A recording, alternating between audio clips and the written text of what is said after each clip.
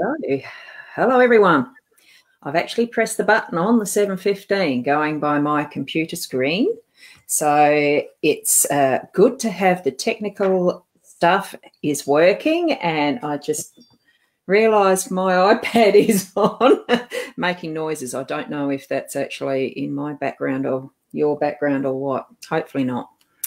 Anyway, I've got Leonie Marks, the Soul Whisperer, is my guest tonight. So I'm going to say hi, Leonie, and introduce you, and you're on the screen now. Away you go. Hi, everybody.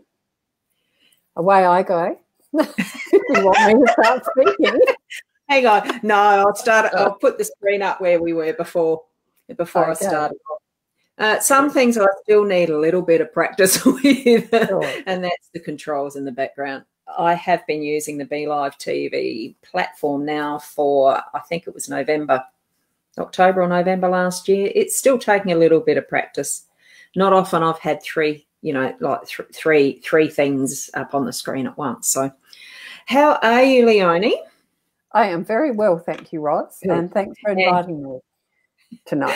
Yeah. Well, I enjoy the fact that we can have so much variety in the types of things that we, I wouldn't say just predicting the future or anything, because with our mytimetv.live page on Facebook, which is where this is the source page. So, and I will go to solo just for a moment to do that housekeeping. Sure.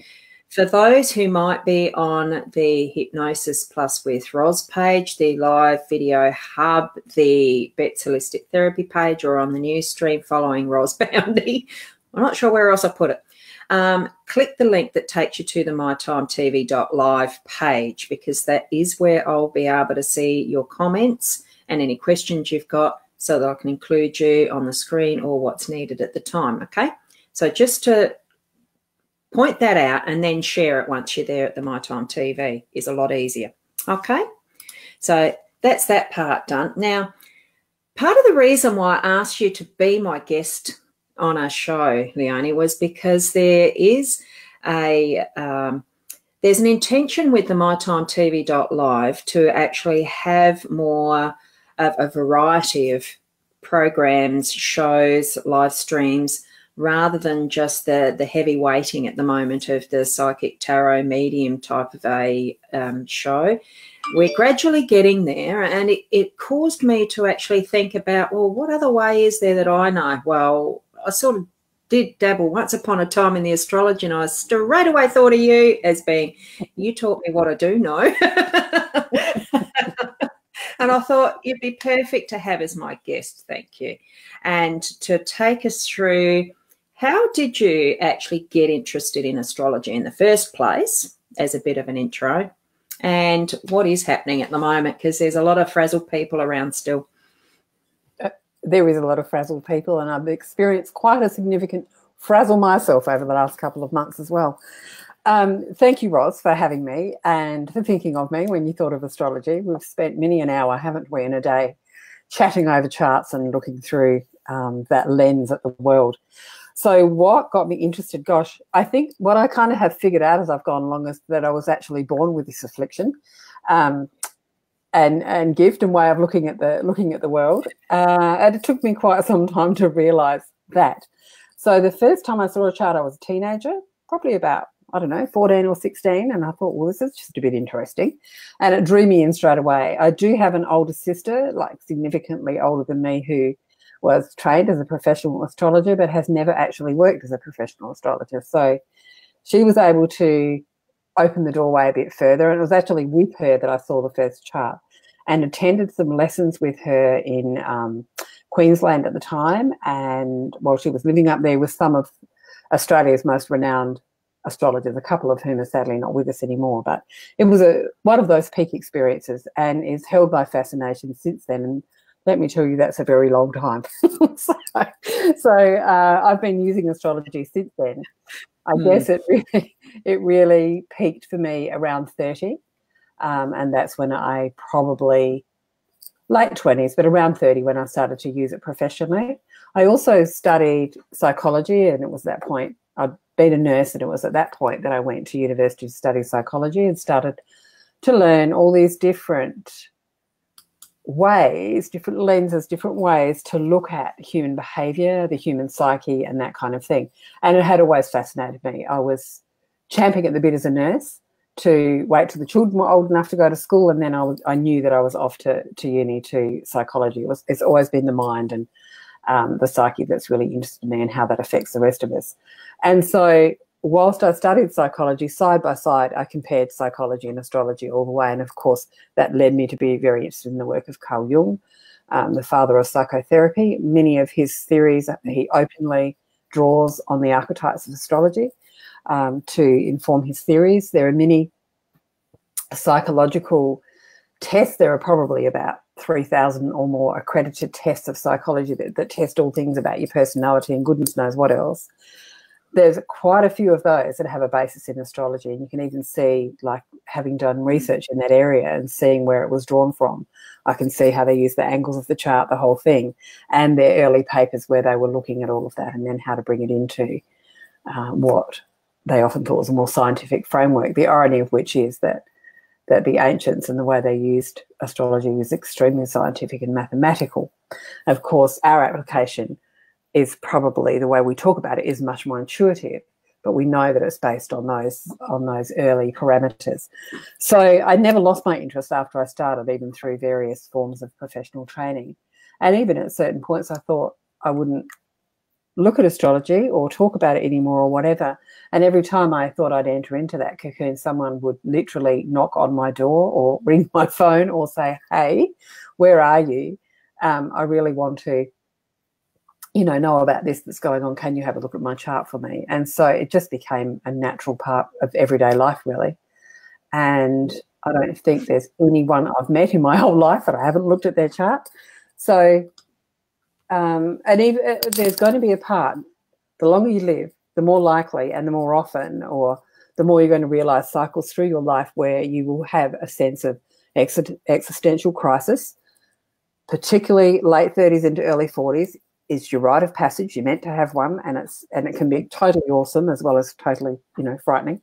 And other periods through your life in different growth cycles. That's one of the things I love about astrology. It can tell you exactly what growth cycle you're in, the kind of personality, behaviour, and requirements that the ruler of that growth cycle you're having has, and what the weather pattern is, what the emotional and psychological weather pattern is.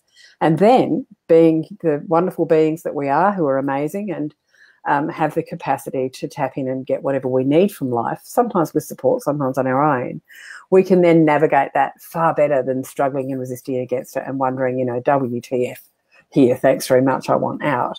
When you know the weather pattern, you just start to realise more and more what's happening, and you can just work with it a little bit. Do you find that personally too? I'd have to say that for me it was not so much WTF or whatever, it was OMG with a lot of what we feel. And I'm sort of thinking, I do remember it was around the 40s, mid-40s roughly. Gee, how long did we need? It seems so long ago. What's going on here? Yeah. So it's always helped me make sense of the world, helped me to understand myself better, helped me to understand other people, and it's just my go-to tool, the number one tool in my toolkit. There's plenty of other ones. It's a lens to look through life, and I find it a really powerful one. I think probably too, because as I've done a couple of shifts in the last 2 years, as in moving house and things in boxes and being moved around, sorted, sort of, cleaned out. At some point there will be. I came across my box that did have the books from the Book Nook and the astrology and all the rest. I've still got a lot of them. Excellent. I think I should do something with these, as we talked earlier. I might yet still. It's very interesting how many different tools, different ways that we can actually use to help ourselves do that self-discovery and growth and, learning what is actually blocking us and all the rest of it. I mean, I've gone further into a bit more of the hypnotherapy. I remember you putting me under when I thought, I wasn't. You. I love lots of tools. But with the exploration of astrology for now, because that is your expertise, it really is where you've got the passion, I know. I'll put the chart back up. Oh, I might just first say hi to those who are here now that I've taken the names down now. So there's Dana who's joined in. So hi, Dana, and Melissa. I'm hoping all of these names are actually showing up on the screen. Yvonne, hi to you as well. And we've got Carolyn here. Okay, so some of the it's another one just popped in, Jenny. So being aware too that sometimes with the live streaming and doing this sort of thing that's got the chat on the side, there can be some time delays between what Leonie and I are seeing here in our background and how long it takes to actually show up to the Facebook live stream, you know, the screen that you guys are looking at. So I might not be putting up every comment as well, because we're going to be in conversation. So it might be any questions will be at the end, okay? So I'm just going to put up the chart for what I created from my Astro Gold, Leonie, that is for the 7:15 that we started that, hit that broadcast, you know, start the broadcast. Yes. So I'm not sure if I can actually point to things as you're talking about them, because I could get totally lost in all this. I'm assuming that I can. You can see the little cursor there? Ha, you can too. Yep. Well, I can. You can point? All right. As long as you do the pointing, I'll do the talking. How's that? Well, we can both do the talking, but I'll leave you pointing. I won't even try. So as Ros said, what we thought we would do is work through some of the points in what we can see in today's chart, which is a snapshot in time of where all of the planets are. And each of them holds their own energy. They all move at different speeds. They all have a different profile or archetype, if you like. Most of us are familiar with archetypes. And where they sit, as you can see in the sky, this is a picture of the sky, really, that you're looking at, of our solar system in relation to us on planet Earth. And the chart is a 2D picture of it that we can look at and say, oh, a bit like a doctor looks at an X-ray or something like that. Or, you know, how you might look at a card spread, a tarot card spread or an oracle card spread. So we're looking at that and seeing a snapshot in time. It tells us stuff about the past, it tells us stuff about today, and it tells us things about where we might go in terms of the future in relation to this energy. So I guess there may be people here that have never seen a chart before. So should we just quickly whiz through the structure of the chart, Ros? Yeah, I think that's a good idea for those that have no idea. All right. So you can see that it's, sorry, Ros, didn't mean to cut you off.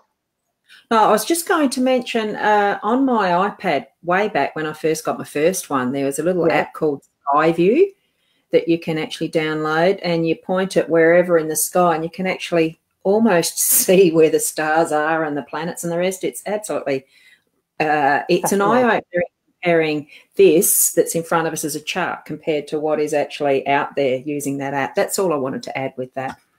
So don't download it now. We're here busy doing this. Not quite dark where we are yet for looking.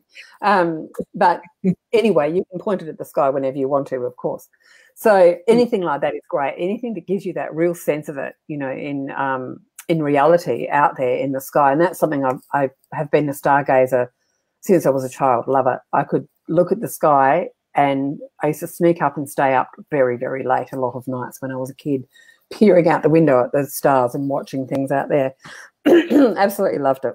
So anyway, having a look at this chart. So the structure of the chart, as you can see, is a circle. You'll see it's divided into 12 sections, and the numbers are in the centre, and Ros will point in the centre ring, yellow ring, yeah. And the number one, you got on number one? Yep, because I can't see, so I'll trust that you're on it. Good. Okay, so that is called the first house. So these sections of the chart are called houses, and they relate to when we look up into the sky, like Ros said, we can look up there using an app that tells us exactly what we're looking at or just our bare eyes. But those 12 houses represent the 12 sections of our sky that we can see that hold the position of the 12 constellations that we refer to as the horoscope or the zodiac. And so they are Aries through to Pisces. So starting at Aries and working all the way through the 12 through to Pisces. So each of them have a natural place that they belong. Now, we're looking at a chart divined for 7:15 today in Adelaide. If someone was born at that time, this is what their chart would look like. And it moves. We could have it in motion, but it's too confusing. But it moves all the time. Yeah. So they're the houses. Then you can see all the pretty pictures, which are, you can see if you point to the moon, Ros, it's very evident that that's the moon, symbol for the moon. And then the sun, the moon today is in Capricorn, we'll talk about in a minute. Sun is in Aries, if you want to point at the sun. And then all the other little symbols are called glyphs, and they are all a symbol for various planets. You probably also, if you haven't seen them before, you'd probably recognise Venus and Mars. We use them a lot to represent female and male. Yeah, the Venus and Mars symbols. And Mars there. So every planet has one of those symbols that we use to just represent it in this map. And then you see they're all have another picture next to them, which is the symbol of the signs. And if you know astrology, you'll know them. If you've even just seen astrology in a magazine or a newspaper, they often use those symbols in there too, next to the name. So if you look at the moon again, that symbol that's there with it, that's the symbol for Capricorn. And you can see it's got a lot of friends in Capricorn at the moment. And we'll talk about what that means. We have lots of energy there. You can see when you look at Venus, it has Mercury and Neptune next to it in Pisces. And that symbol looks like that to represent the two fish joined together. Got that one, Ros? Yeah. Yeah. So, and then we already pointed at the sun in Aries. So that's how we know this planet is currently in that sign according to what it looks like from planet Earth. And then depending on the time that we look will depend on which house in the chart they fall into. Yeah? Yes. When we do astrology lessons, we go into this in a lot more detail, but that just gives you a rough idea. All of that flavours, we're looking at a natal chart, so your birth chart, all of that flavours how this comes through in your personality, whether those planets are down the bottom of your chart, like they're in the 4th house, whether they're up the top in the 10th house, all those lines in the middle are talking about the relationship between each planet. That all has. It's a bit of an echo with the sound there, Leonie. I'm getting that. Don't know whether something bumped with your headset. Maybe. Is that any better? I might have thrashed my head around like a wild thing. Yeah, no, that is better. So I'm not seeing any other comments. It's just me noticed it probably. Good. Okay. So, right. I don't want to turn this into a big astrology lesson and confuse people. I think if we talk about the energies and how they are affecting us at the moment, yeah? Is that okay? We can leave any questions about this part to the end, Ros, or is there anyone thinking, what on earth are you girls on about that needs to know something right now? Look, I think probably what you did, I'll do that solo again just to give them another brief run. So just to summary what I remember, Leonie, just saying the 1 to the 12 on that inner circle is the houses, which are those divisions that are cutting it into 12 sections. I mean, that it's not always that obvious, but there are 12 there as I'm moving that cursor. Each one of those houses is where the planets are held. And as you can see on the outside are the hieroglyphic symbols that are for the, oh, gee, that word's just gone totally out of my head. What's it called? Our astrology symbols, what are they called? Glyphs. Oh, they just call them glyphs, but that's okay. The horoscope, do you mean, or the zodiac?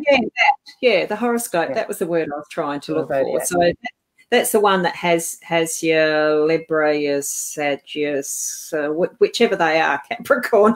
Now I'm getting confused. But anyway, that is the gist of how they sit as a chart.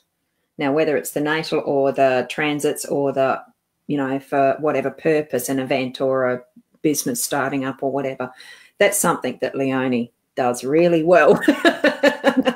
I'm going to drop the chart down, so it's just the two of us at the moment then on the screen. Okay. All right. And good. Have the questions afterwards.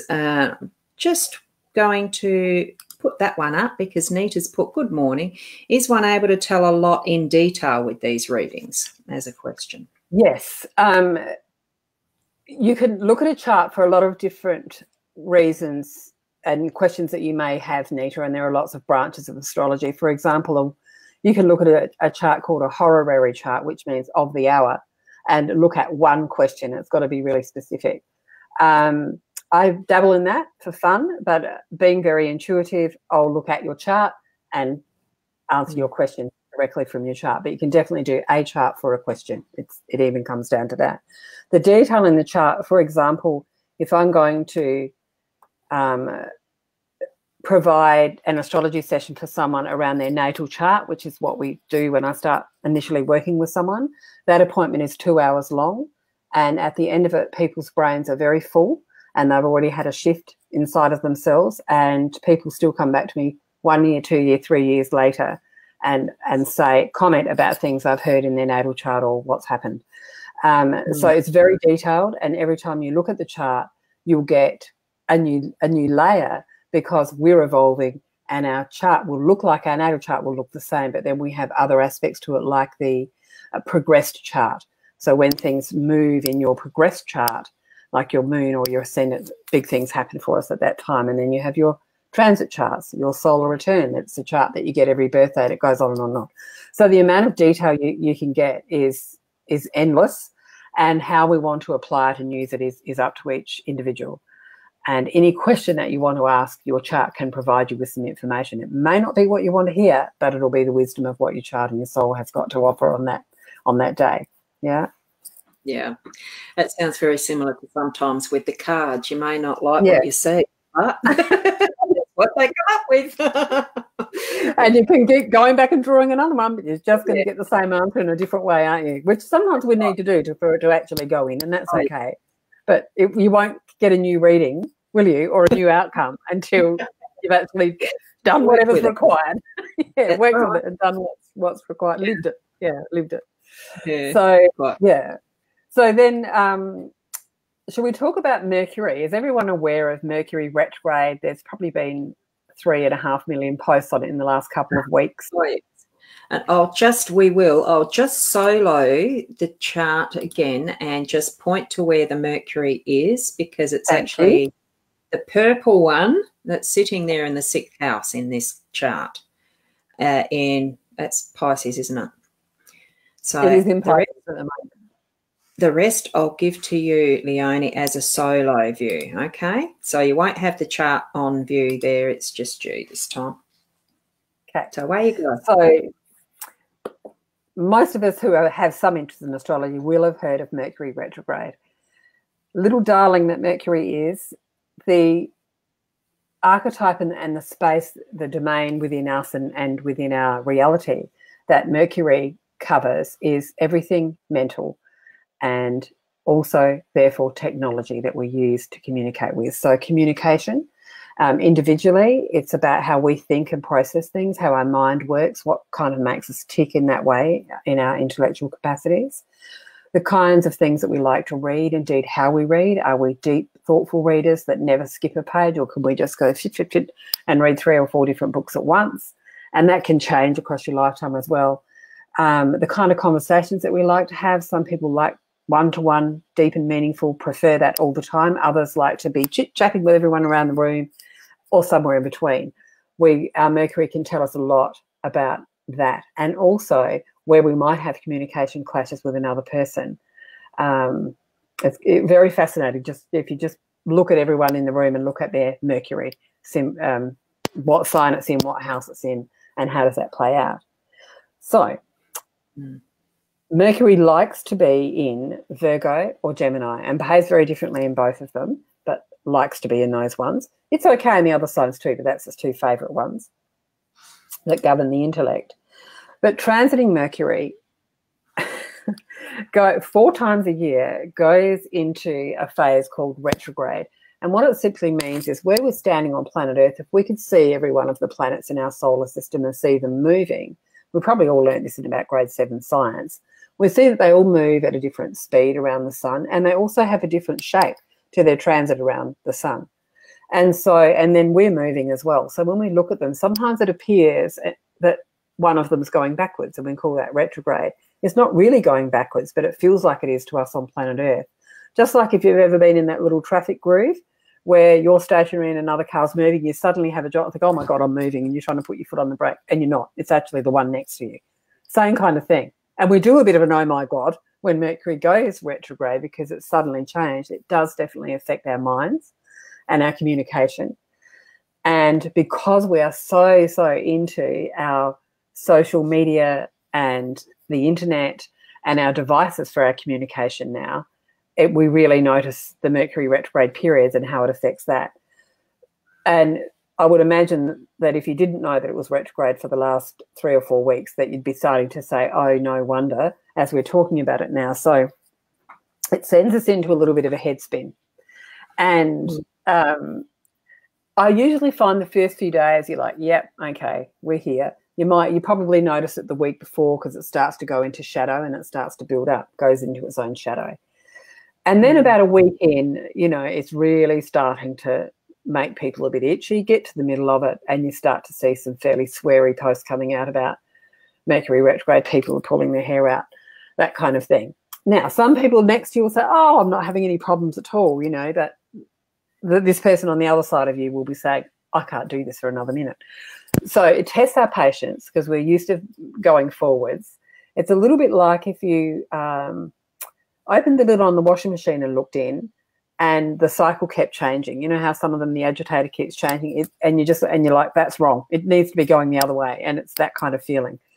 So as we get into it, it starts to reveal to us, what is this particular cycle about for me this time around, and what do I need to be looking at? And if you look back over the last 3 or 4 weeks, you'll see anything you've been frustrated about or that's been slowed down for you, there's a bit of a theme to it.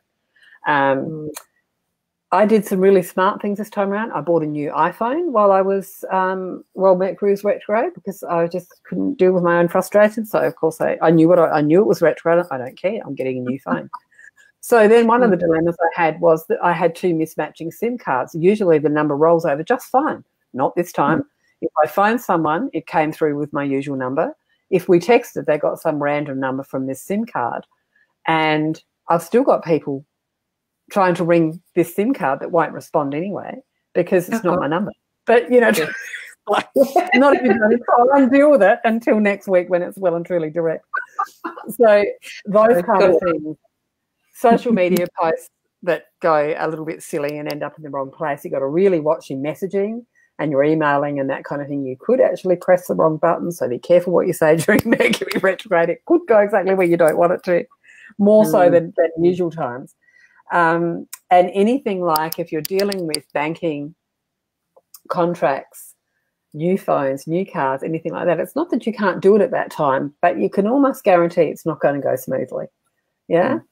So I've currently got a couple of fingers in that pie, and I'm just like a little bit zen about it, because I just know it's like, oh, it's just unfortunate. If I could have controlled it, I would not have had that, except for the phone that I did on purpose. I would not have done it during this period, and I just know that I'm not going to get a response to any of it until next week, even though I'm open to that happening. But pretty much can predict one of the answers I'm waiting for. It'll be about Wednesday. Try and stay humorous about it. This cycle's been particularly tricky for us because it's been in the sign of Pisces, and Mercury likes to be very direct and very open, and Pisces is, of course, a watery sign. It's emotional, it's intuitive, it can be very insightful, but it's going to take you away from take you away from the surface. And so you can become very forgetful, very daydreamy, even a little bit tearful for no particular reason, or just completely, I don't care because I'm just out there, in the wonderful world of the esoteric. So it's been a really tricky one for most people. And if you were sailing fine with it, you can guarantee you'll have people around you who are not. So you still get the impact of it. But it's always the case, this too shall pass.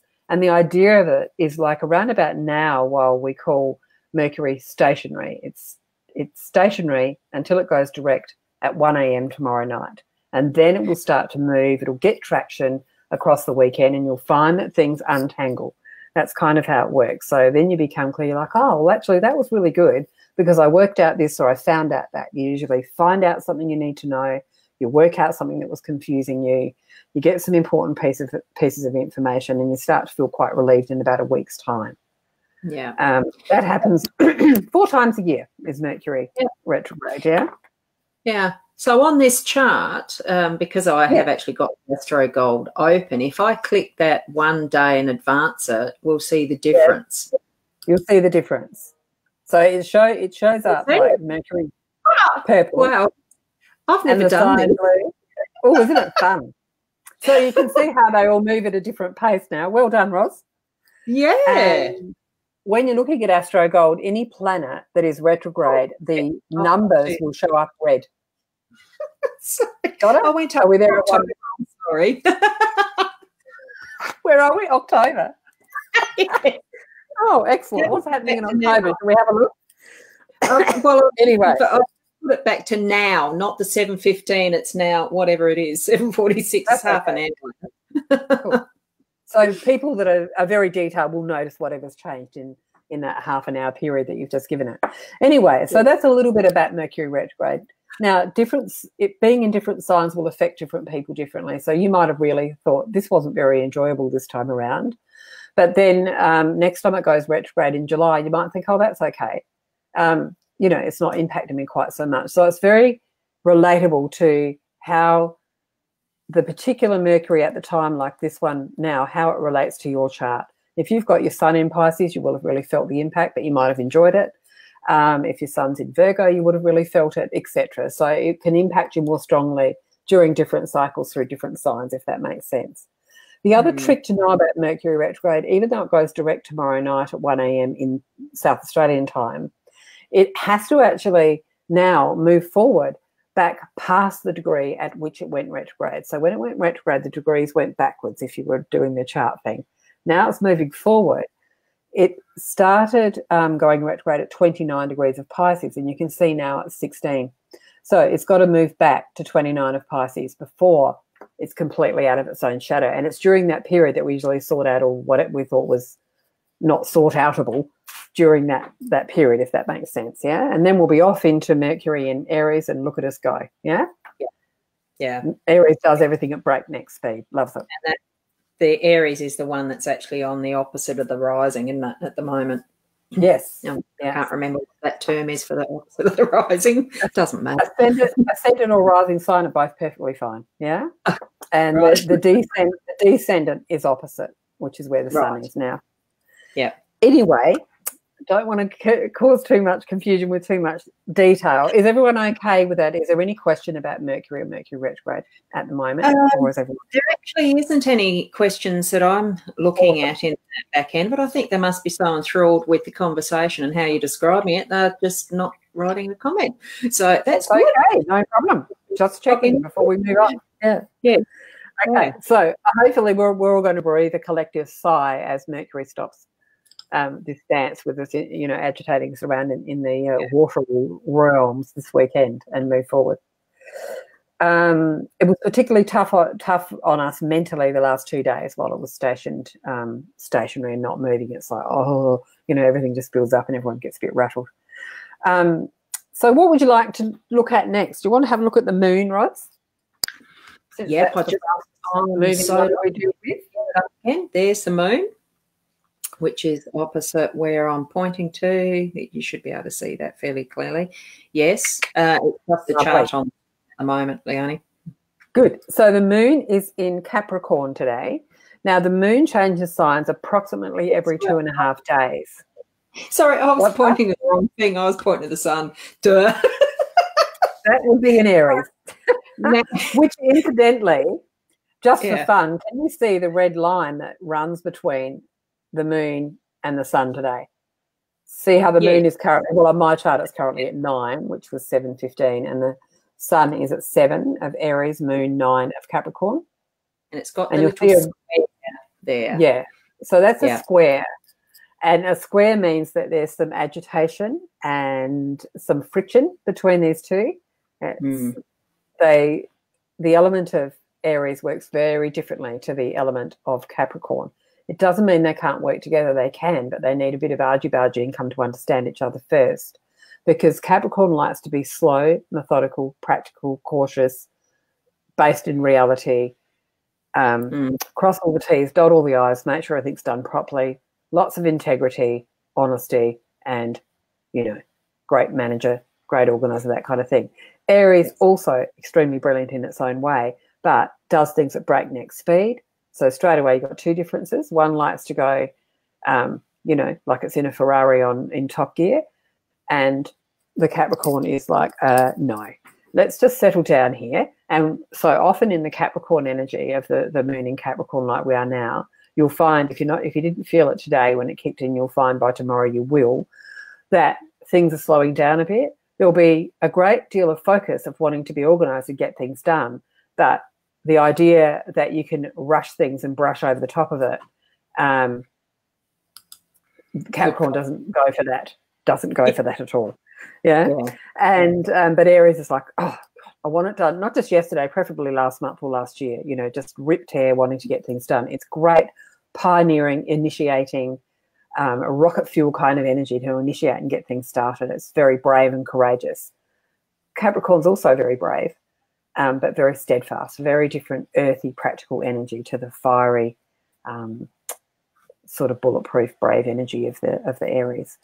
So also you'll see that there are 1, 2, 3 other points in Capricorn along with the moon, and that's Saturn right next to it, Pluto next to Saturn, and the other one that looks like an upside down horseshoe is South Node. So they are going to be all sitting closely together tomorrow, because the moon will move up closer to them in degree tomorrow. So that's going to make tomorrow a pretty intense day.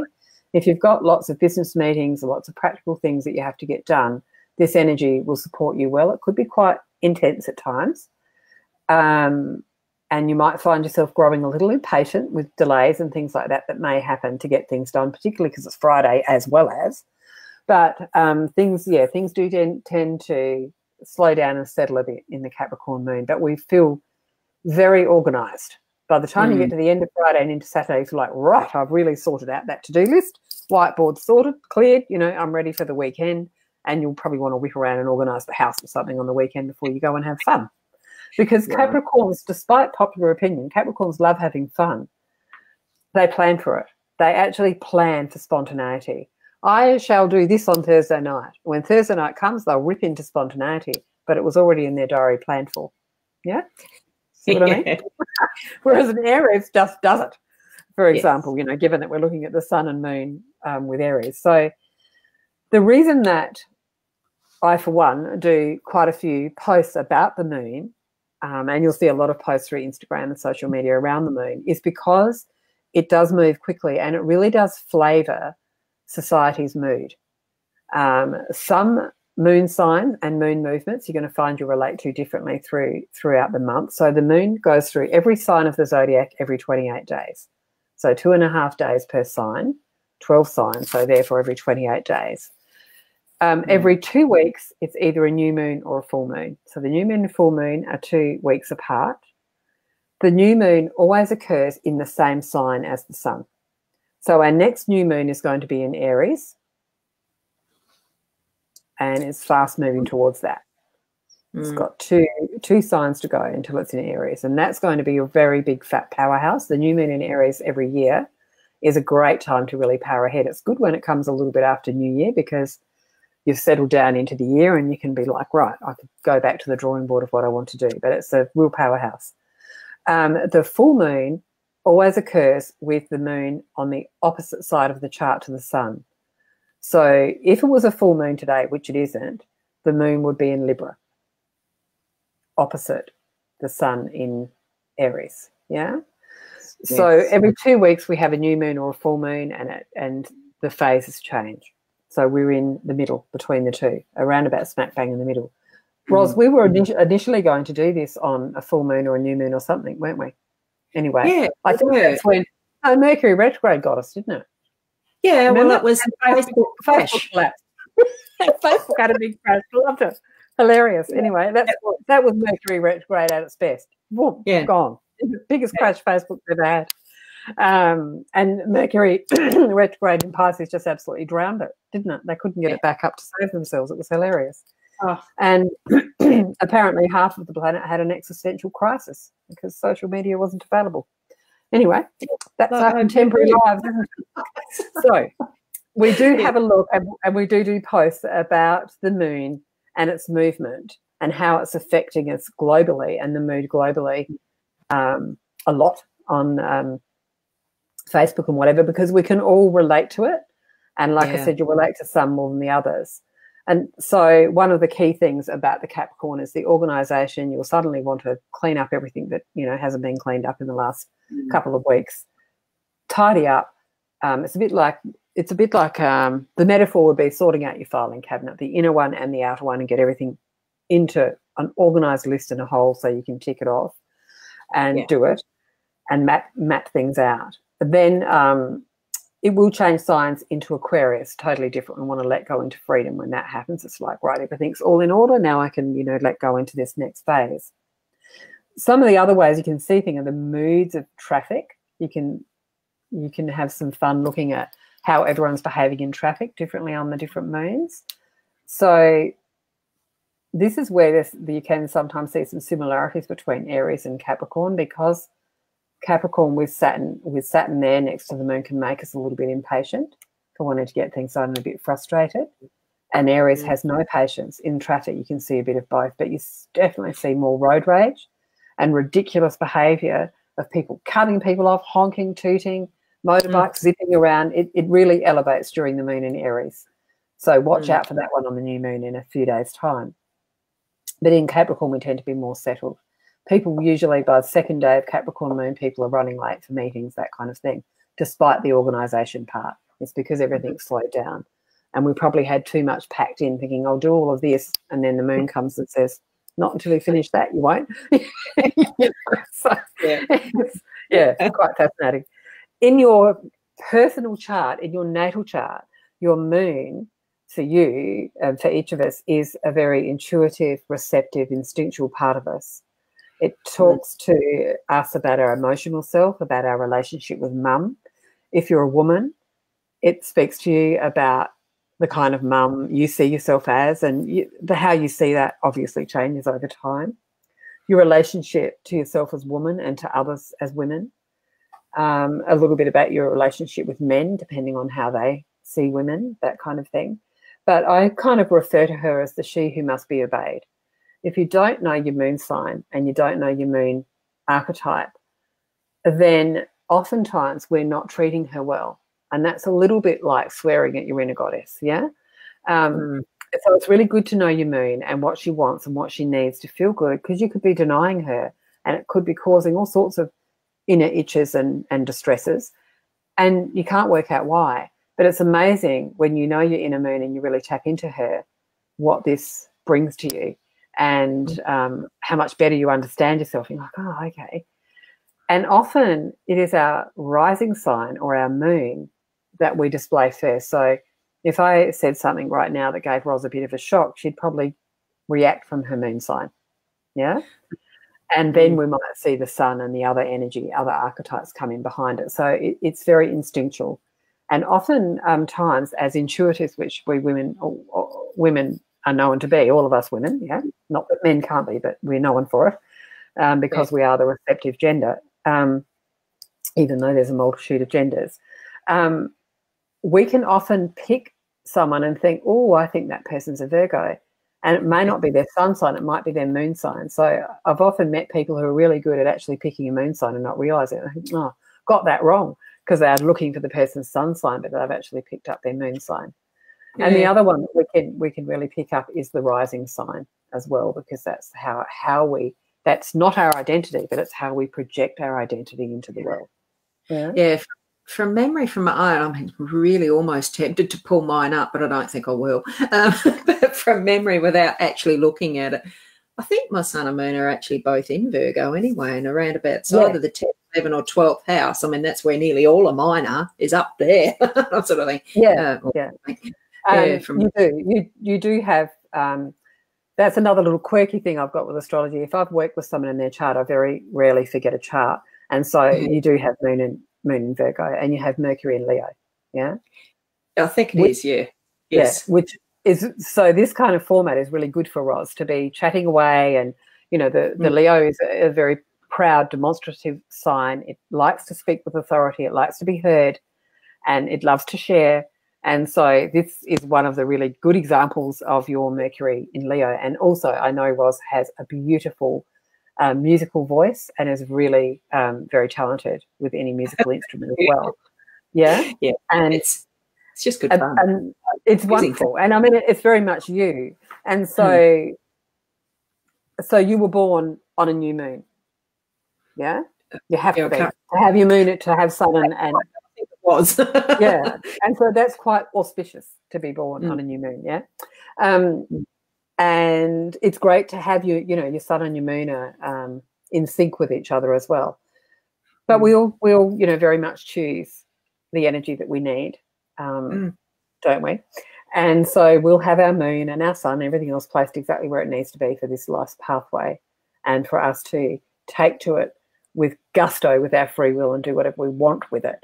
But there's still a level of where your soul is pulling you through this blueprint of your chart, that it's going to keep wanting you to come back to that. But absolutely happy with you to explore it however you wish to. Can I say something else about you, Ros? Is that all right as a demo? Because some of these people that are listening to you know you and have worked with you. Yeah. Did you want me to pull my chart up? Would everyone like to do that, to have a bit of a demo and see about it? It makes it really easy to talk about if you don't mind being demoed. Let's see if I can find it. How do you find Astro Gold? You go to My Files and find it. Except that I haven't got. I'm only using my app at the moment, so I don't have you in there. No, you wouldn't have mine on that one, would you? Because we had to last time I consulted. No, it's not here for an easy find. Let me just say one thing for people who do know you and who maybe either really, very know astrology really well, or know you well, or are coming to astrology, more as being newly introduced to it.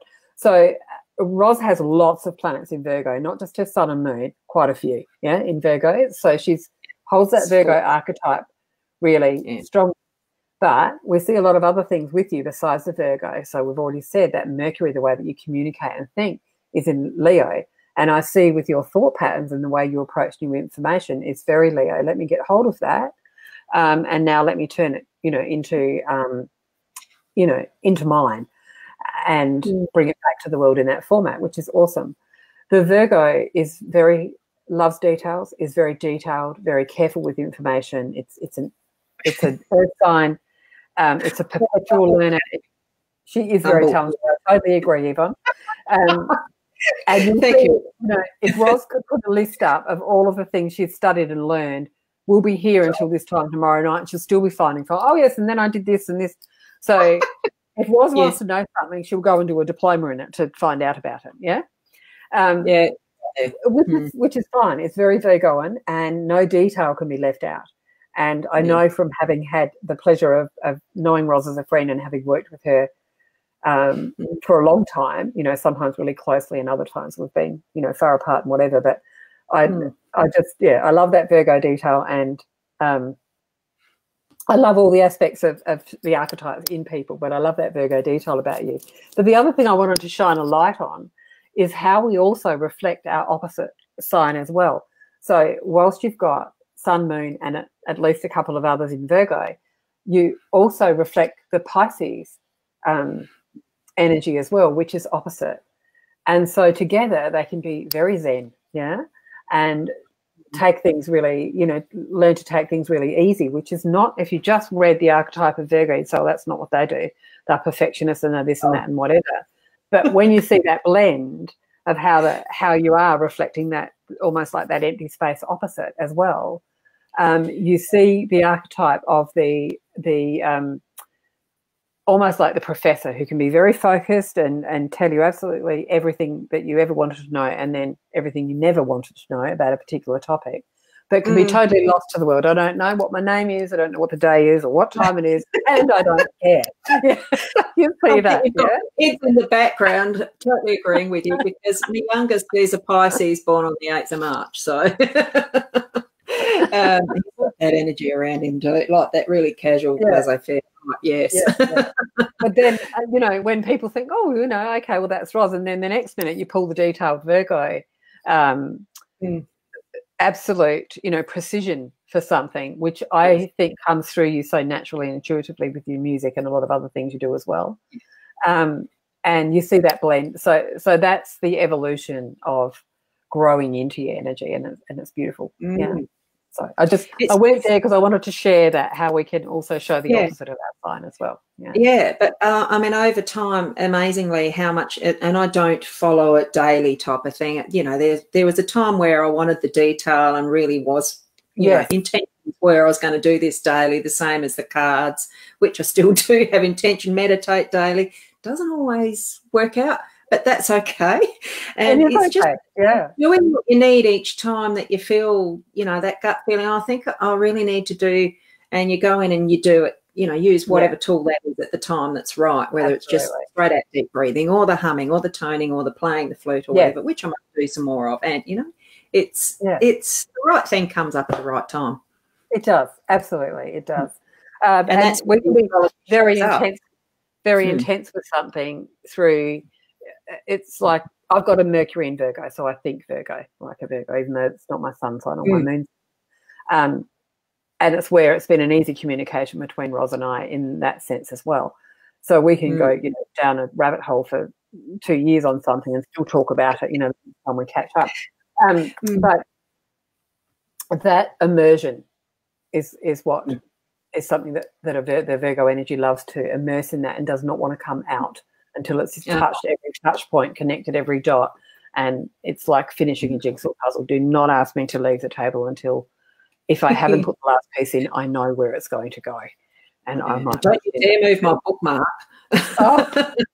No. So it's fascinating. All the different elements of a sign. It's not just and how it plays in the whole of the chart. It's not just that bit that we can read in the book, which is the beauty of how intuition comes to a chart. It's the only way to synthesize the whole chart, It's also too the fascination, I suppose, because I'm a twin and there was only the 15, 20 minutes apart between our birth.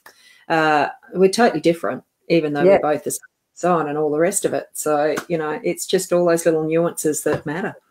They do.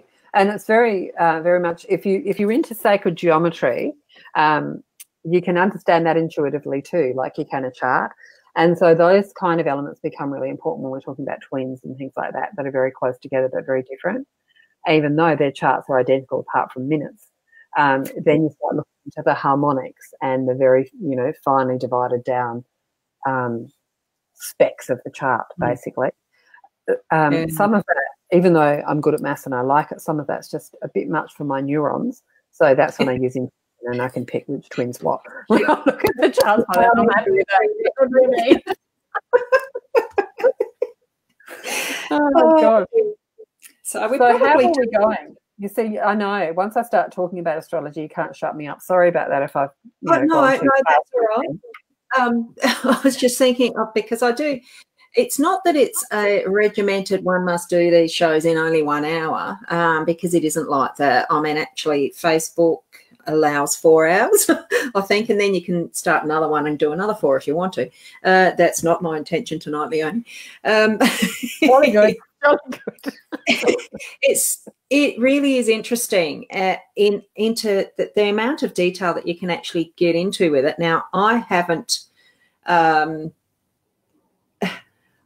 spent the time doing that sort of detail as much as I like to, because that is, I really do like to dot the I's, cross the T's and all that sort of stuff, and, games being finished and stuff. I have a lot of UFOs sitting in a room there in a box when I moved, but which is just the unfinished objects or unfinished subjects or whatever. But it's, if you really do feel like some of that stuff does get a bit too much for you as a novice or a, someone just inquiring, you're the perfect person to come to get the detail, aren't you? So, and I love it. Yes. I think really you probably should share some of the detail of what, what's coming up for you. Are you doing courses or anything like that, or are you working from room somewhere? Some of that probably you show to the people who are looking here. Yes. So I have I have a consulting room here in Adelaide, or in Brighton in Adelaide, nice beachy suburb. So I'm available there face-to-face if anyone's in Adelaide. But I also work via Zoom and Skype and phone for people anywhere in the world. So I have probably more clients outside of South Australia than in it, I think, and not because I don't have lots of SA people, but because it's spread around over the years. Yeah, so I'm regularly working with people in different time zones and things like that by Zoom, just a little bit like we are here, but with better lighting. Sorry, I'm a bit in the dark tonight. Not that I don't mind that at all. That is how it works at times. Yeah, so absolutely. So I'm available that way. I work with your natal chart, but also, I want to say, we work above it. Once I've worked with you on your natal chart, it's like I can, which is why I've got the nickname the Soul Whisperer. It's like your soul just speaks to me. And so we dive in and we start to speak at that very open, deep, connected level once we're working together, and we can delve in and out of whatever it is that you want to delve in and out of. I guess I specialise in helping people that are having growing pains. So if you're feeling like things are shifting and changing and you can't work out why, or even you do kind of know why, but you're still not feeling like you could do with some confirmation and some assistance and some soul coaching and mentoring around how to navigate it, I'm really good at that. I do children's charts, family charts to look at the connections between families, layers of the family and how things are working and how come this person's easy to get on with and that one I'm having difficulty with. Business charts and business relationships and event charts and whatever you want to chart for, I can do that. I'm not terribly interested in, I am interested in mundane astrology, which is, the charts of countries and towns and things like that. I have an interest in that, but I'm really interested in the individual and connecting you to the bigger picture so that you understand where you are at any point in time. And it's like having the blinkers removed and the world opened up to you and seeing, and not just seeing, but feeling, actually feeling and resonating with how it is that you're connecting to your bigger plan of why you're here and what you're doing and why is this phase like it is. So that's kind of where my passion is. I'm often asked to teach astrology and have done over the years in various formats. You and I shared some time together with that way back, probably 10 years ago, didn't we? And I'm just working on another program where I can work with people who are not in Adelaide, and I'm going to open that in June to a small group.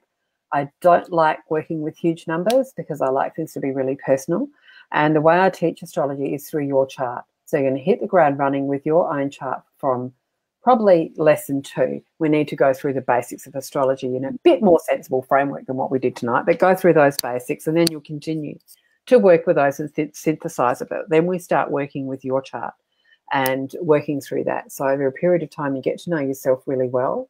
We work with the growth cycles, and then we can start to look at how you relate to others through a relationship chart and look at that. So it's just very fascinating, but I find that learning through yourself is a really powerful way so you feel and resonate and experience what it is that you're going through really intuitively. Anyway, so I'm going to be opening that in June, and I'm going to actually do it by application. It won't be a tough thing, but just I'm going to have a few questions. If you'd like to do this course, tell me this about yourself and blah, blah, blah. And then we know that we've got a really well-synced group so that it can be very personalised. Yeah. And that initial course will go for 3 months. Yeah. Sounds really exciting, and that just means keep an eye on Leonie's page. I have put the link in the description. Just wanting to acknowledge that there is a few more here who've popped in. Lashawna Denise, hi. I'm not putting the pretty one up, but the comment, but thank you. There is a question. Hi, Sharon. One of your comments, the Hi Ros, shows up with your picture, and the next one, oh no, it's come up now. Oh, that's a bit weird. There was one of them took its time to actually come up. Be Live TV does have a few little things because of Facebook connection and whatnot. But anyway, what I wanted to put here now is there is a couple of questions. Yvonne had put this one, Leonie. What about the Virgo and Cancer? How do they get along? I think that's when you were talking about when we ones that were there. Yvonne, the short answer to that is we can get along with anyone, but it won't necessarily be as flowing. And often what you'll see in the textbooks is they'll say, oh, Virgo gets along with Capricorn and Taurus. And the reason they say that is because they're all earth signs. But some Virgos, Capricorns and Taurus can't even stand to be in the same room, let alone breathe the same air. So it's not always accurate. When you've seen that chart, like the chart Ros put up, and each of us have a natal chart, so you could have a Virgo and Cancer, and it might technically, they might say, look, these guys don't usually get on very well. But it depends what else you've got. That person who's a Virgo may have their Venus in Cancer, yeah? And the person who's the Virgo may have something else connecting. And you've got these connecting points in your chart. And so that's how we can tell what the relationship's going to be like and where the sticky points are. Do your Mercuries get on well? Have you got Mercuries that resonate so you can communicate well? Does Venus and Mars, do they like each other? Very important in our relationships of how our Venus and Mars are situated to each other, etc. So it's a bit tricky to answer just from the sun sign. And then you can get, you know, a whole group of Virgos and a whole group of Cancerians who the only thing they've got really in common is their you know, is their sun sign, and not too much else is connecting up. Yeah. Yeah. So sorry, I can't answer that directly without seeing your chart. The chart. LaShawn is asking a sort of similar thing as far as relationship inquiries. Just if LaShawn, if you are still here, oh, excuse me, we're not actually doing readings as such tonight. It's just a chat and looking into astrology, which is quite a bit different in the instance of, you know, it's not a thing that you hurry into, because I'd have to put in the chart details and all sorts of stuff for a live thing. It just won't work. I'd need the charts beforehand so that we had them all ready to go. I've done lots of readings on radio, and oh, I like that. Yeah, there's someone. I've had a hubby that's a Virgo too, Julie. And so we usually have the charts erected very quickly, and then I can speak to the chart. But it's a bit tricky in this environment. But we could certainly do another one another day, and some people could send their charts in, and I could have a look. Yeah, if we had them done before. Yeah, look, there's a lot of Virgo and Leo can get on very nice, Julie. True, and being the two signs that are next to each other, you're bound to have something else. Both of you have probably got something in Virgo and something in Leo in your chart as well. Yeah. I mean, it'd be wonderful to have you do this similar type of thing again as a live. Very happy to organise one. We'll see what develops. But it probably is that for what we had as our aim tonight is pretty much, have we covered everything that you wanted to go through? Well, we're very ad hoc tonight, everyone, about what it is that we talk about, just to give people a bit of a taste of it. There's plenty of other things that we could talk about. I think that the transformational cycles, like, there's just so much we could talk about. So we don't want to be overloading. So I think, whatever we thought we were doing, we've just done it, and that's that, isn't it now? So, well, it was good. And there is astrology out there, and I knew someone who's absolute expert at it. So I thought, why not? So if you'd like, thank you, Ros, for having me, and I'd be very happy to come back and actually do either one chart to show people how we go through it and do it, either a business chart or a personal chart, or have a look at three, but you and I could talk about how we do that. And also what we didn't do tonight that often we do is let people know, you know, some sort of offer, or somehow they can do a little bit more if they don't want to do the full thing. We can talk about that and do that next time. But I'd love to come back another time. That'd be lovely. Yeah, we can. And there is other ways of offering, whether we do a little competition or something like that, or whatever. I mean, there's the social media platforms are a perfect way to communicate, which is why we're here.